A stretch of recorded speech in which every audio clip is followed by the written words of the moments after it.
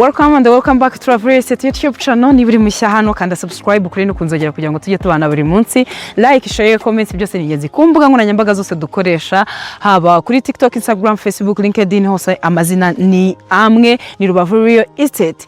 Ahangaha turi rero turi mu karere ka Rubavu Nyamyumba ahazwi nko muri Rubona, quartier nziza cyane irimo amahotel menshi, amapartement, ama guest house, quartier ifite view nziza y'amazi y'ikiyaga cya Kivu. Ngira ngo murabibona kuri ekra yanyu ko aha hantu mpagaze nta minota 10 irimo kugira ngo ugere ku mazi y'ikiyaga cya Kivu.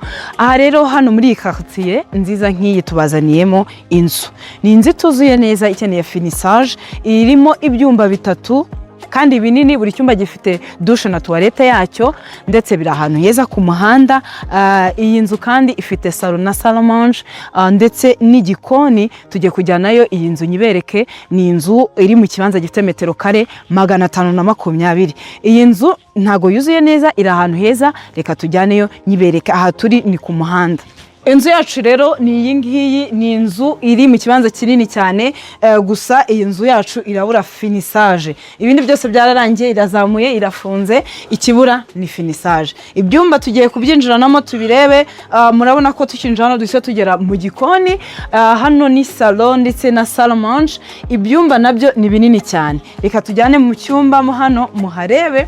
Murebe ko ari ibyumba binini. Iki cyumba murabona ko nababwiye ngo buri cyumba hano gifite view y'amazi y'ikiyaga cya Kivu. Urabona kuri muri iki cyumba direct uhita ureba mu kiyaga neza, uhita ureba mu kiyaga cya Kivu. So urabona ko iki cyumba kandi gifite douche na toilette yacyo aho bigomba kuzajya, ndetse na tujye kujyana mu kindi cyumba nacyo nkibereke. Iyi quartier rero kuyiguramo inzu cyangwa se kuyiguramo ikibanza uba wungutse cyane, kubera ko iyi ni quartier umunsi ku munsi igenda itera imbere. Umunsi ku wundi igenda itera imbere. Ni quartier ibamo amahotel, amapartement, ama maison de passage, ama guest house. Ni ahantu heza cyane washishikariza buri muntu wese ufite amafaranga ye kuba yagura. Icyumba cyacu cya kabiri ni iki ngiki, ndetse gifite aho ugomba kuzashyirwa douche na toilette. Murabona ko inzu yacu yose niye tumaze kwitembera. Ngiye kubajyana hanze ku marembo ahagomba kuzajya balcon ituruka muri salo, naho tuharebe ubundi muhite mubona ubwiza bw'iyi nzu ahantu bushingiye. Ahangaha nagomba kuzajya balcon ituruka muri salo. Urabona ko nyine aha ari ahantu heza kandi hanini, ari ahantu wagura ugahita uhakorera finissage. Noneho iyi quartier ni quartier ibamo amahotel menshi n'ama guest house n'ama guest house n'ama appartement ndetse n'ama maison de passage. Amahotel yo hari urugero Isimbi Hotel ni hafi ya hano. Urabona ko ari ahantu heza. Wakwibaza ngo ahantu turi kubatangira angahe. Murabizi namwe quartier zegereye amazi, ibibanza byegereye amazi, ibibanza byegereye ama appartement, ama guest house biba bihenze. Noneho iki ni ikibanza kirimo n'inzu. Ahantu hose twebwe turi kubatangira $70,000,000. Ku bindi bisobanuro ushaka kuhasura, ushaka kuhagura, waduhamagara cyangwa ukatwandikira kuri iyo nimero ubona kuri ekra yawe.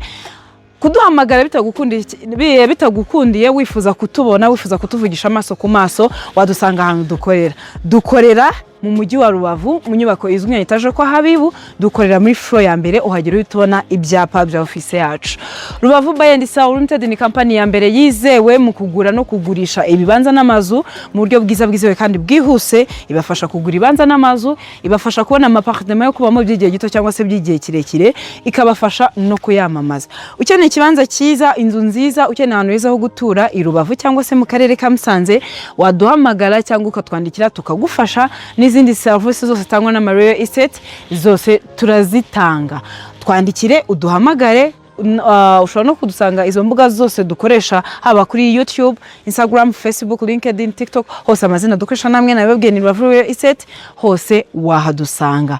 So muduhamagare, mudusange, tubahaye ama service atangwa na Real Estate, ndetse tubafasha kubona ahantu heza ho gutura, ahantu heza ho kuba, apartment nziza yo guturamo by'igihe gito cyangwa se by'igihe kirekire, ndetse n'indi service zose wakenera. Ni nama ku bantu bashaka gushora imari muri Real Estate. $70,000,000 hano tukaguhereza ibyangombwa byose birahari. No kugura tukorerwa mutation kandi tukabigufashamo byose kugera birangiye. Rubavu Buy and Sell Limited, your trusted real estate partner, always here for you.